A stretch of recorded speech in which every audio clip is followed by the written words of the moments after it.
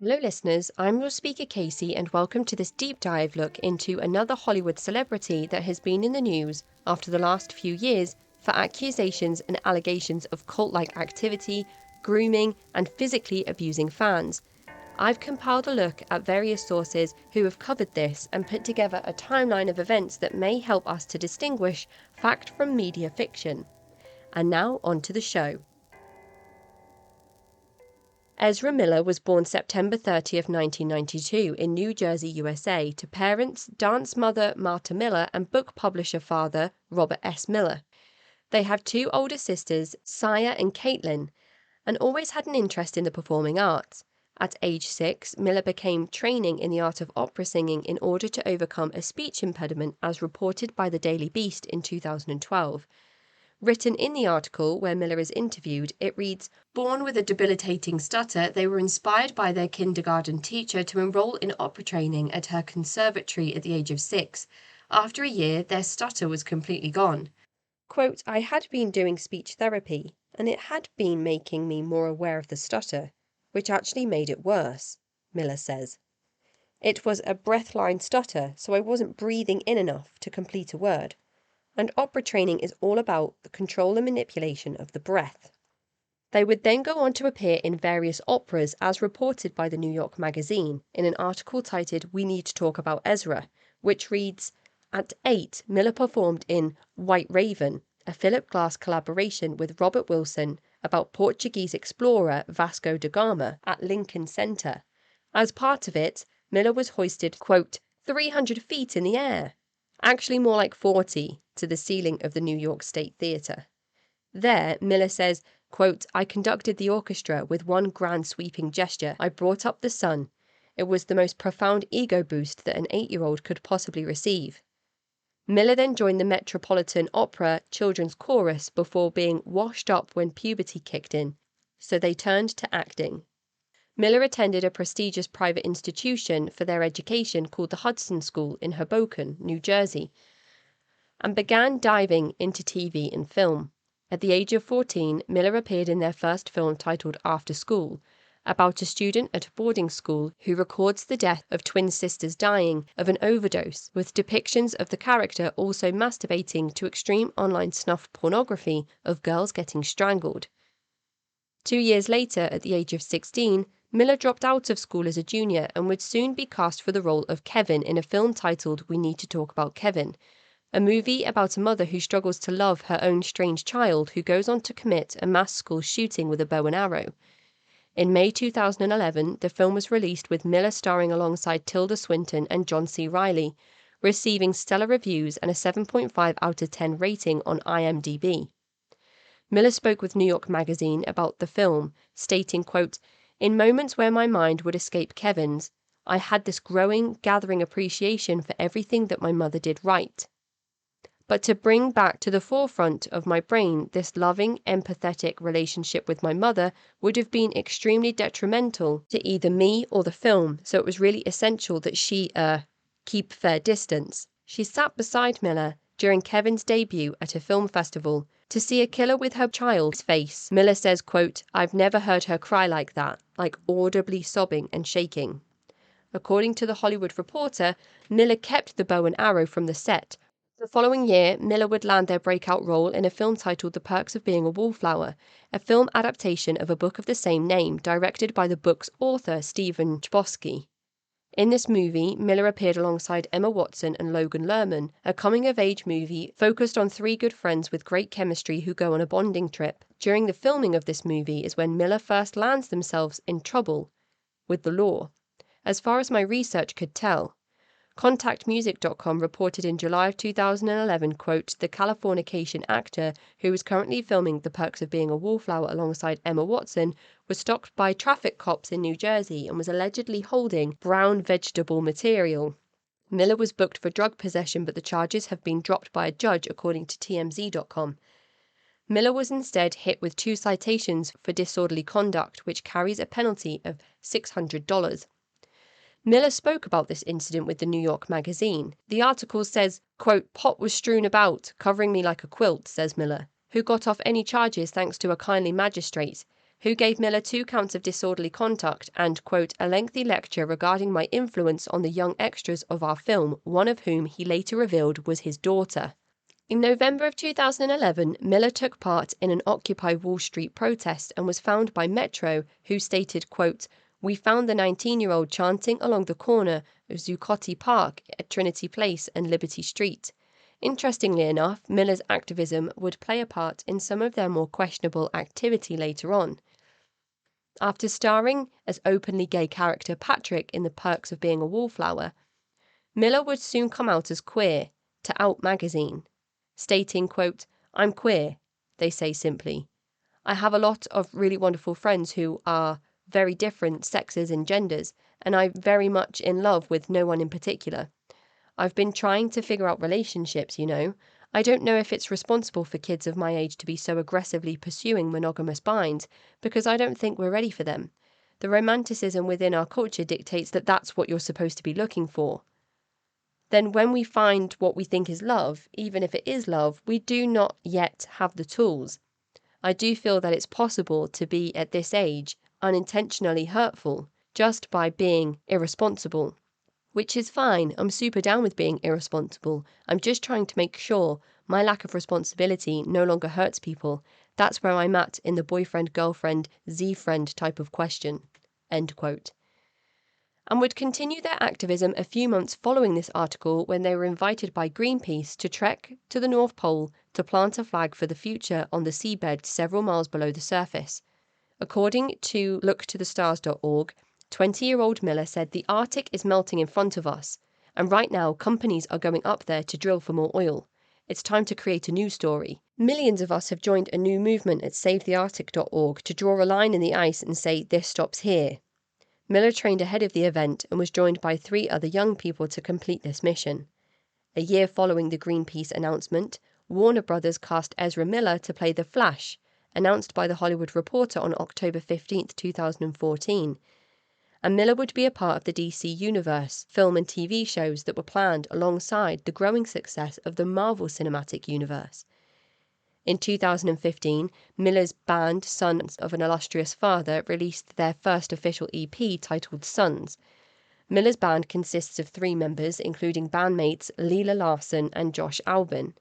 And later in 2018, the band would speak with Vulture about their music, stating, the first song on the album, an authentic banger called US Gay, features a defiant Miller singing, I want fag tattooed in red on my forehead.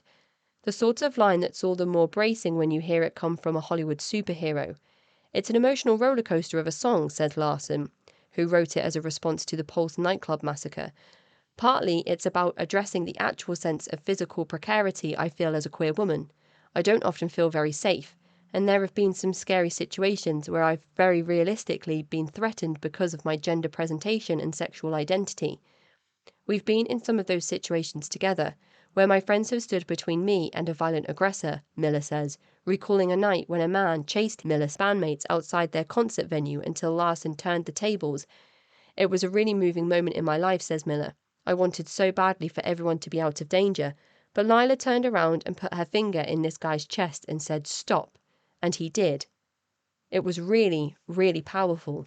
Gender politics and activism and violent scenarios start to become a part of Miller's identity in Hollywood at this point, but it doesn't stop here. A year after the release of Miller's EP, Variety announced that they were considering a part in the Harry Potter spin-off Fantastic Beasts and Where to Find Them, another Warner Brothers title. And a year later, Miller would make his first appearance as the Flash in DC's Batman vs. Superman Dawn of Justice with a brief cameo in Suicide Squad, before the release of Fantastic Beasts and Where to Find Them, all in the same year. All of this rising through the Hollywood ranks didn't stop Miller finding time to voice their thoughts on matters of world crisis, commenting on the work of people involved in a protest to stop the construction of a Dakota Access Pipeline on the Standing Rock Reservation, stating to MTV, quote, I'm in such awe of these kids. I would really love to join them as they run up to the gates of the White House and demand that they be heard, but I'm here in London working on the Justice League, so I can't. To me, these kids are the real Justice League. They're doing something incredibly self-sacrificial and brave to stand up for something that they believe in, which is a matter of survival. Miller was so inspired by the protests that they would eventually find time to take part, and according to IndieWire.com, met a young person by the name of Toccata Iron Eyes, who was a leading member of the protests, aged only 12 at the time. Miller also found time to keep up musical efforts. When recorded by passers-by playing a rendition of Rihanna's work at the San Diego Comic-Con in 2016. Miller appeared in Fantastic Beasts alongside Johnny Depp, and Warner Brothers would find themselves in a spot of hot water with Depp over the ongoing allegations of domestic abuse and violence against Depp's former wife Amber Heard, as well as an ongoing battle of sobriety. It was soon announced that Depp was removed from the rest of the planned franchise and began being cancelled all over Hollywood, despite later winning a lawsuit against Heard, where it came to light that perhaps Depp was the true victim of domestic violence from Amber Heard herself, who had twisted the story to make herself the victim. Perhaps Warner Brothers thought that this was their biggest worry, that in 2017 Miller appeared, and when a fan who was filming asked if Miller was drunk, and then says, "Let me smell your breath," Miller leans into the fan, places their hands on either side of the fan's face, and kisses them on the lips before licking the entire side of the fan's face without his consent or permission. The fan does not seem upset or distressed, and the crowd are cheering, but it does perhaps show the first signs of Miller crossing professional and ethical boundaries between himself and fans. In that same year, Justice League premiered, offering Miller's first feature-length film as The Flash, alongside big co-stars such as Jason Momoa, Ben Affleck, and Gal Gadot. Before the year was out, Miller and their band, Sons of an Illustrious Father, invited Toccata Iron Eyes to interview them. The 2018 article on Sleek reads, "Sons of an Illustrious Father invite a 14-year-old activist to interview them. Their political activism extends well beyond the outro of any of their indie bops. They've been particularly impassioned about the Dakota Access Pipeline, a battle of attrition between the US government and the fossil fuel opponents of the 1,172-mile-long underground oil pipeline, many of whom are indigenous to the land the government intended to plow through to build it. One of the leaders of the movement is 14-year-old youth leader Toccata Iron Eyes. Sons became familiar with the work of Iron Eyes simply by nature of following the story, and personally invited her to interview the band. Toccata opens up the interview by saying, quote, "I'm just going to introduce myself even though you guys know who I am. My name's Toccata, which means future. My last name is Iron Eyes. A lot of people think that's really cool. I'm 14, I'm a freshman in high school, I like to read and write. I do public speaking here and there," to which Toccata receives a response from Miller. Quote, "You're a movement leader, an activist superstar."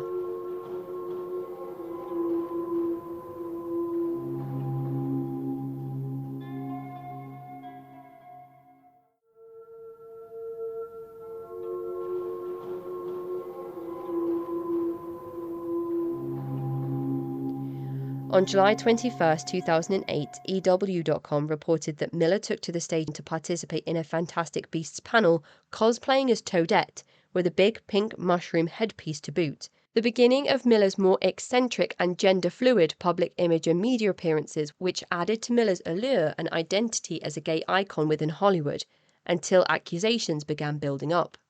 In a November 2018 article on The Hollywood Reporter, Miller spoke out about their isolated and vast property, describing it as a polyamorous farm. They also spoke about identifying as non-binary and would later tell GQ magazine that they refused to be gendered. In The Hollywood Reporter article, Miller speaks about their own Me Too experience, being exploited and abused within Hollywood in a non-consensual confrontation. In the same month, Miller went on to appear on the front page of Playboy, with an article from Playboy.com reading, "The star posed for their gender-bending Playboy shoot, complete with bunny ears, fishnets, and size 14 heels, all per their request." Miller says, quote, "I'm trying to find queer beings who understand me as a queer being off the bat, and I feel like I'm married to them 25 lifetimes ago, and then they are in the squad, the polycule." It seems that Miller was building their image with a lot of gender fluidity and activism, not just on things environmental, but also things LGBT rights. Many of their runway looks have been iconic, shocking, and non-gender conforming. Around this time, during the beginning of the COVID-19 lockdown when filming Fantastic Beasts, Miller locked themselves in an Airbnb with a number of people. An anonymous source came forward to state, quote, "I felt like everyone was hypnotized, enamored by Miller and hanging on their every word." And the article stated, now, in the insider investigation, one woman says Miller's behavior inside the luxury Airbnb was equally troubling. The woman who visited Miller's Airbnb, which was located in a Reykjavik suburb, compared her experience at the home to living on a commune. At the Airbnb, sources told Insider that Miller's personal assistant and spiritual advisor Jasper Young Bear would lead group meditations, and that Miller even alluded to possessing supernatural powers. Young Bear also told many locals that he had cut off at least one of his fingers during a ritual ceremony. Miller also exhibited erratic mood swings when anyone tried to leave the house, several sources told Insider. The woman who visited the house in March told Insider reporters that the actor became angry when she tried to use the phone in front of them. They even told her that they could read minds. She told Insider she felt trapped and intimidated before eventually texting a family friend to come and get her. Quote, "I was a bit traumatized for a while. It was one of the weirdest days I've ever experienced." Another 23-year-old woman who visited the house and wished to remain anonymous told Insider that Miller's attitude would shift without warning. She described one incident of guests changing a song in the house, which caused Miller to fly into a rage. Quote, "They snapped from being a friendly host to this really angry person," she said. Incidents like this one described reportedly sparked rumors in Iceland that Miller was running a cult out of the Airbnb. Shortly after this event, things would turn even more problematic for the actor when they were caught on film seemingly choking a fan and tackling her to the ground. In flip-flops and what appears to be a big long coat or dressing gown, the fan jokes with Miller, according to Variety, who wrote, "The 7-second video shows a man saying, 'Oh, you want to fight? That's what you want to do,' to a young woman who appears to be jokingly preparing herself for a fight and is smiling. The man, identified as Ezra Miller, then grabs the girl by the throat and throws her to the ground. At this point, the person filming says, 'Whoa, bro,' and stops shooting, with the footage ending abruptly. The event took place in Iceland at a posh bar after Miller became agitated at a group of pushy female fans who approached him inside the bar. Rapp reported that Miller was not under criminal investigation after law enforcement were never called to the scene of the crime. The article reads, quote, "Justice League star Ezra Miller is not under criminal investigation after a video posted on Twitter on Sunday night appeared to show the actor choking a woman and pushing her to the ground outside a bar in Iceland." Soon after this, Miller seemed to be filming themselves in a vehicle, recording a video confronting a chapter of an extremist group with disgusting views that are also known as a group with 3 Ks, accusing them of something cryptic before offering to kill them if they do not kill themselves. In 2002, Miller appeared in a film titled Asking for It, about a woman who is sexually assaulted and meets up with an all-femme gang to take revenge, starring alongside Vanessa Hudgens. Making a point to be part of movies with social commentary following the Me Too movement, despite being accused of similar allegations around the same time. On March 27, 2022, Miller won the Oscars fan favorite moment with a clip of them entering Zack Snyder's Justice League at Speed Force, but would be arrested the very next day and can be heard screaming at these officers about rights, gender identity, and more. Apparently, the arrest came in Hawaii in a karaoke bar, according to The Guardian, after Miller became increasingly agitated. The article states, quote, "Police allege the actor then grabbed the microphone from a 23-year-old woman singing karaoke and later lunged at a 32-year-old man playing darts. The bar owner asked Miller to calm down several times to no avail. According to Radar Online, a husband and wife who Miller had met recently at a farmer's market hit it off and had since been living together, paid Miller's $500 bail. He had been helping the actor with various errands, ferrying them around town before things turned ugly, and the husband filed a restraining order against Miller. The article says, quote, "He claims hours later, back at his house, Ezra lost it. On the 28th of March, Ezra burst into the bedroom of the petitioners and threatened the husband, saying, 'I will bury you and your shit wife.' Ezra stole the passport of the wife and the wallet, which included an SS card, driver licenses, bank cards, amongst other things that belonged to the husband, Sources close to the couple claim that they have taken the matter to the police, but have yet to have their items returned.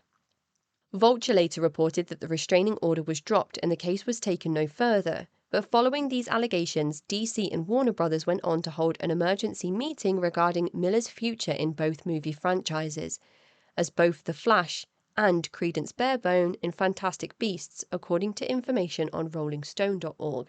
And despite no news regarding a decision, and despite Miller being aware of their future in Hollywood, they continued to find themselves in trouble. A few weeks following their arrest in Hawaii, Miller was arrested again on the same island. This time, according to page6.com, Miller threw a chair at a woman, hitting her in the head. The attack apparently came after Miller was asked to leave a private residence and became angry. Miller was facing charges for second-degree assault, but their erratic behavior continued, according to Rolling Stone. Miller proceeded to steal music from a producer and post it online, leaking the material. And a month after that, some of the most serious allegations against Miller would surface. The Daily Mail reports that the tearful parents of Toccata Ionise have reported their child missing, accusing Ezra Miller of grooming her.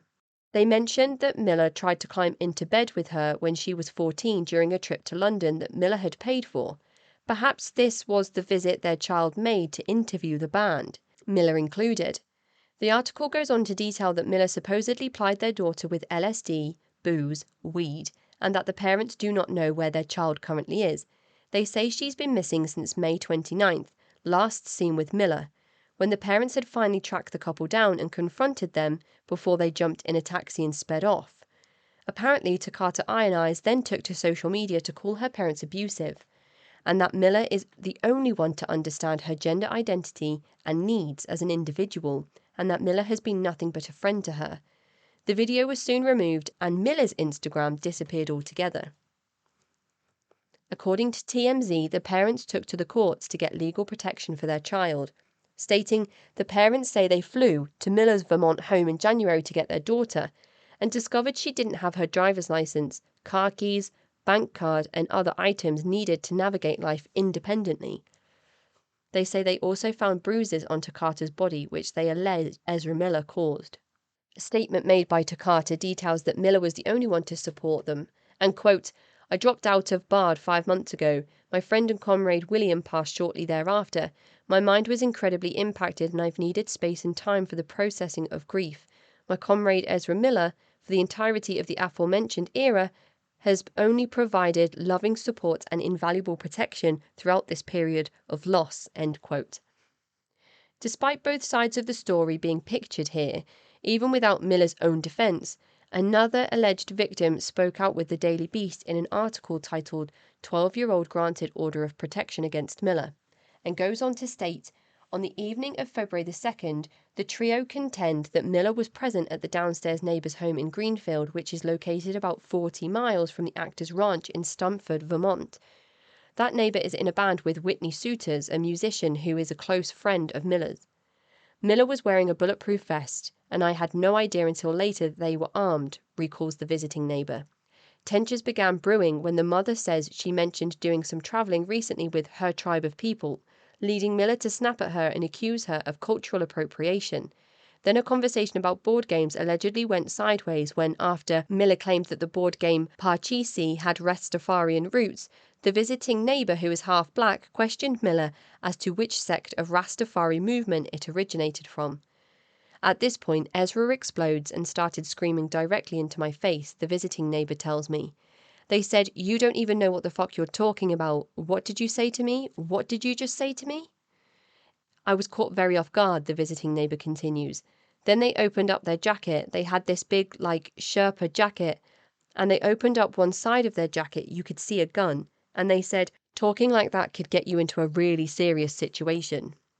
Next, according to the visiting neighbor, the mother and the child, Miller focused their attention on the 11-year-old, saying, "I've talked extensively with your child, and they have a lot of power to them. At one point, you're going to realize that you don't have any control over them anymore. They're an elevated being, and they would be lucky to have someone like me guide them."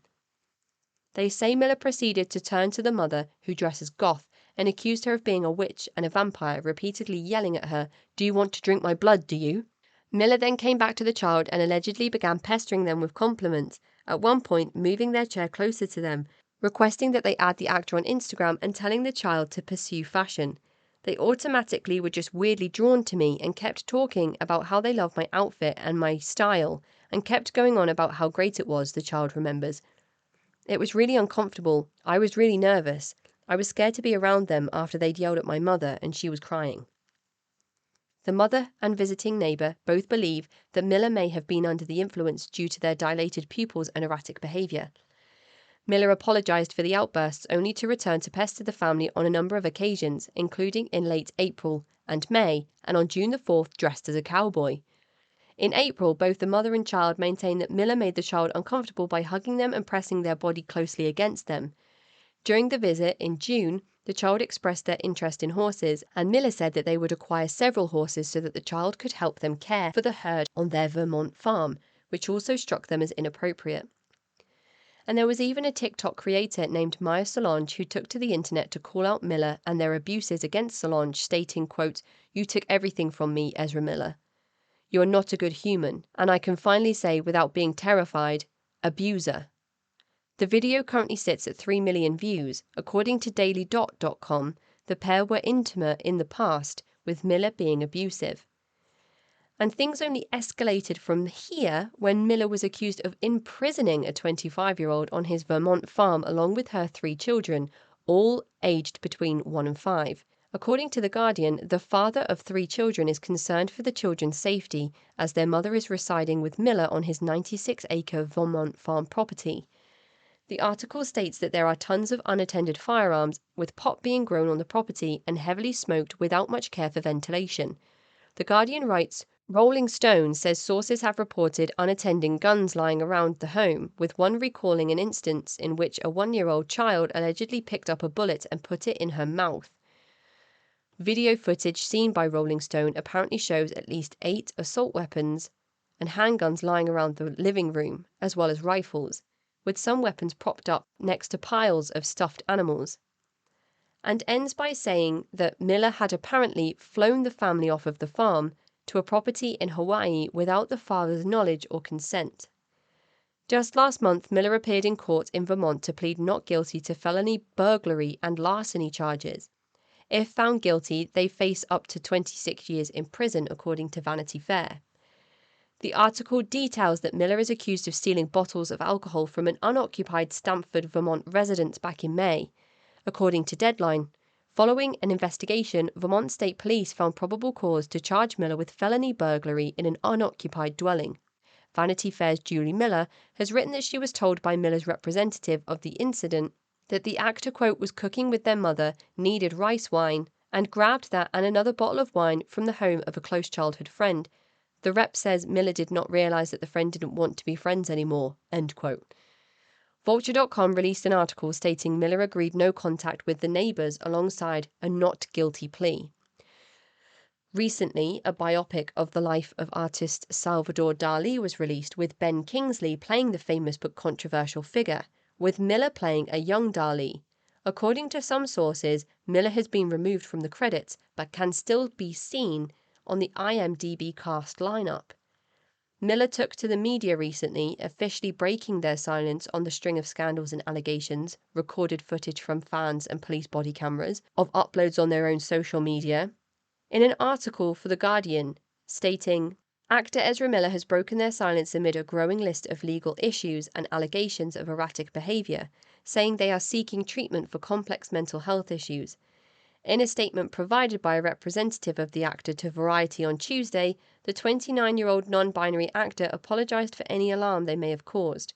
Quote, having recently gone through a time of intense crisis, I now understand that I am suffering complex mental health issues and have begun ongoing treatment, Miller said. I want to apologize to everyone that I have alarmed and upset with my past behavior. I am committed to doing the necessary work to get back to a healthy, safe, and productive stage in my life. Although it appears that Miller has yet to be officially cancelled from the DC-verse, it seems their role was significantly smaller in the 3rd installment of Fantastic Beasts: The Secrets of Dumbledore, leaving their character arc feeling sloppy and incomplete with an ambiguous supposed off-screen death, leaving the door kind of half open. and as it stands, there are no other upcoming titles in the Internet Movie Database list, which shows some recognition of perhaps the controversial actor being cancelled in Hollywood, considering that at one point they were appearing in 5 titles in a year. We will keep an eye on the growing controversy and where it goes from here, and perhaps Hollywood is finally moving in the right direction with all of these red flags and warning signs. I hope you find this instalment of Celebrity Investigations interesting or helpful. More on the Celebrity series coming soon. I'm your speaker Casey, host of the Cult Vault podcast.